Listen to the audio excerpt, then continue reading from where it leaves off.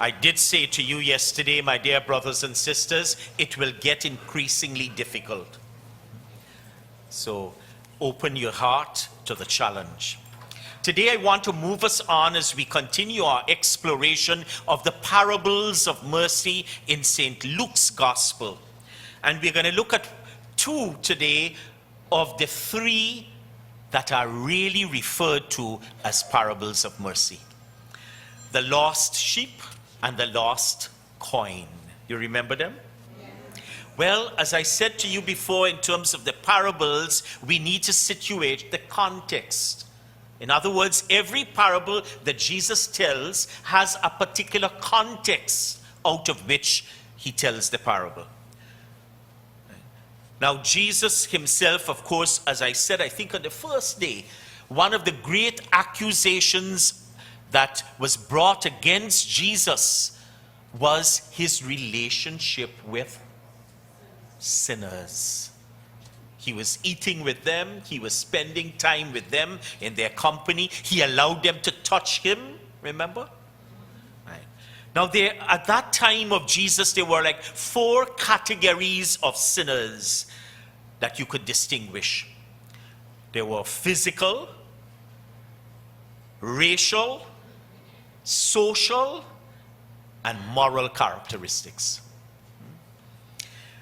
The category of sinners referred to as physical is still with us today. We had the gospel reading, I think, last weekend, one of those, where we see physical ailments, sicknesses, as a mark of sinfulness. You remember that? It's still with us today. Many people come to me and say, Father, is what do? Make that, you have some sick or ailment, or what my family do. Right? So it was generations too. Right? So you had that. The sicknesses were seen as consequences of sin and not as natural conditions. Then you have the category of sinners by race. Foreigners were considered sinners because they did not observe the law according to the Jewish tradition. And we met one of those in our parable yesterday, the Good Samaritan parable, right? The guy who became the neighbor. Remember, it got turned around, the roles. The guy who became the neighbor was a foreigner, a Samaritan, and therefore he was considered a sinner. And then you have also not only the racial significance, but also you have the sinner in terms of a social significance that applied to people like tax collectors. They were referred to as sinners. Now, the tax collectors at that time were a special group of people. They were employed by the empire to collect taxes on behalf of the empire. And how they really got their wages is that if the tax was this, it became that. And if you really had a bad tax collector, it depends on which side you're looking, or a good one, the tax could get even bigger and bigger. And of course, what was due to Rome went to Rome, and the rest went into his pocket. Sounds familiar? All right. And then you have the last category of sinners that were moral, that included the moral characteristics, right?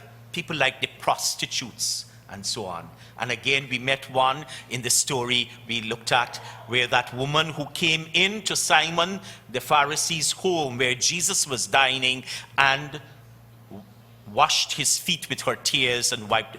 She was considered a bad woman because of her character, her moral stance. So you have all these sinners, and the interesting thing about the life and ministry of Jesus, he was always in their company. And so he got accused about that. Jesus maintains he is sent to heal the wounds of all sinners, and no one is excluded. No one is excluded. It's in that context because the people were complaining about how he was spending time with these sinners, that Jesus told these two parables. The lost sheep. You know the parable, right? And it's really paradoxical. We see a shepherd with 100 sheep who has lost one. He leaves, in the story Jesus tells, he leaves the 99 in the desert, the wilderness, and goes in search of the one. Would you do that? Would you do that? You might be referred to as stupid if you did, huh? You have 99 sheep here. Why would you leave them at a place that was rather risky, that they could be stolen or taken away from you, and go looking for one? That's the thing of the parable. So he leaves the rest of the 99 sheep in the desert and goes in search of the missing sheep. And once he finds it, he's putting that sheep on his shoulder. He's not even allowing it to walk by itself. He has it on his shoulder, and he's rejoicing that he has found this sheep. The paradox is found in the question that Jesus asked to describe the shepherd's choice, in terms of who would make such a choice. No one would really leave 99 sheep in the desert to look for a missing one, because he would risk losing the 99 sheep in the desert without any assurance that he would find the missing one. Those who think or assume they are without sin are like the 99 sheep, left alone by themselves without a shepherd. There is a risk for the 99 sheep in the desert, as well as for the missing sheep, but with the substantial difference that the lost sheep needs to be rescued, because the lost sheep knows that he has strayed, while the others may think they are safe. The joy at the end of the parable is true to life. Finding a lost sheep is the joy of a shepherd, any shepherd, and of God, who rejoices more over a converted sinner than over 99 righteous people who do not, or deceive themselves, they do not need conversion. The way, my dear brothers and sisters of Jesus, sees conversion is a thought-provoking way. It is not the fruit of the one who converts, but rather the fruit of the action of God, who seeks the one who is lost. Conversion, and let's face it, most of us always think that conversion is our doing, we turning back to God. We're fooling ourselves big. Conversion is always the action of grace given by the one who puts the lost sheep on his shoulders and goes home. It is God's grace that brings us to that place of conversion, and not our own doing.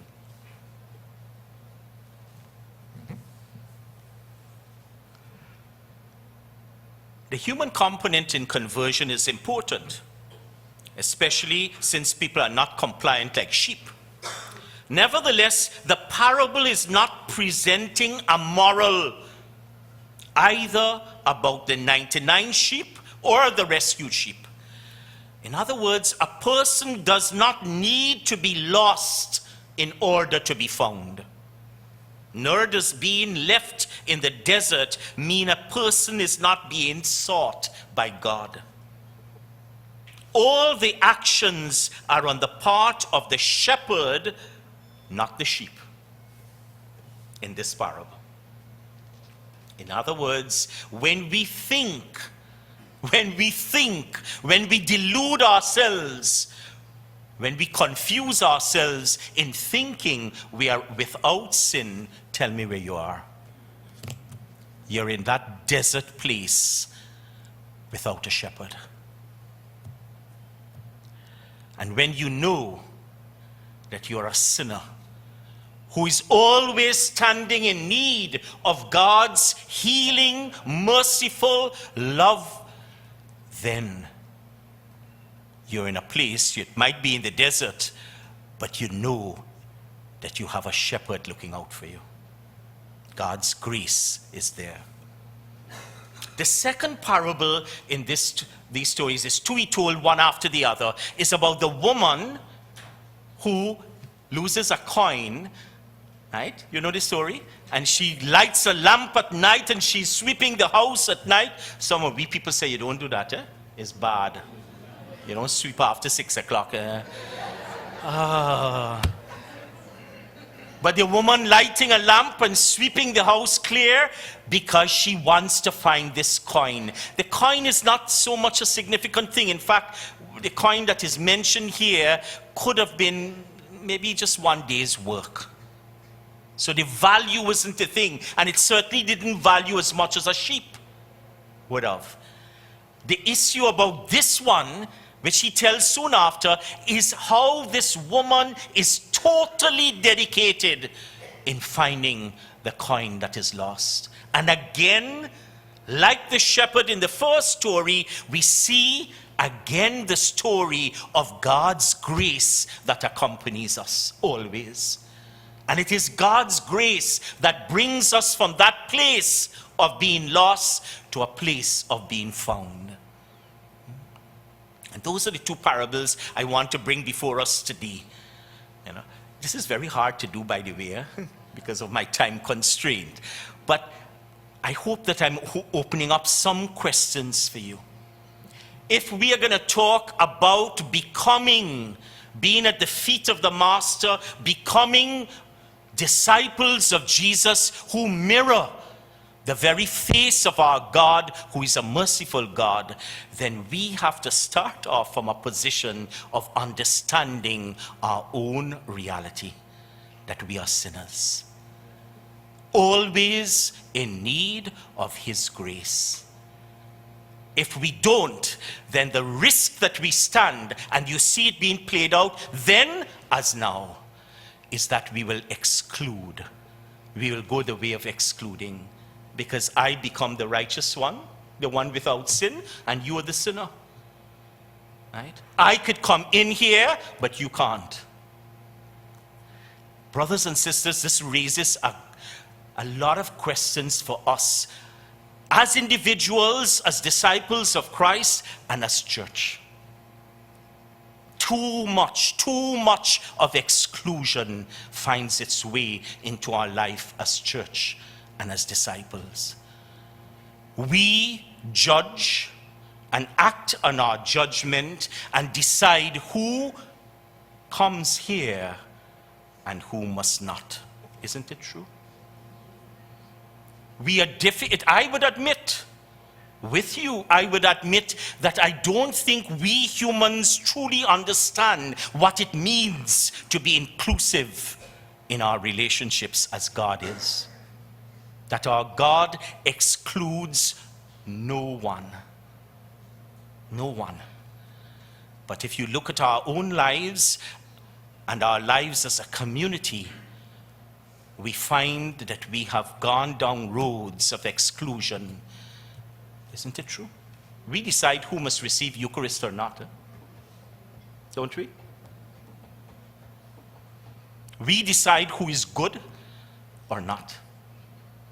We decide who must be part of our company or not.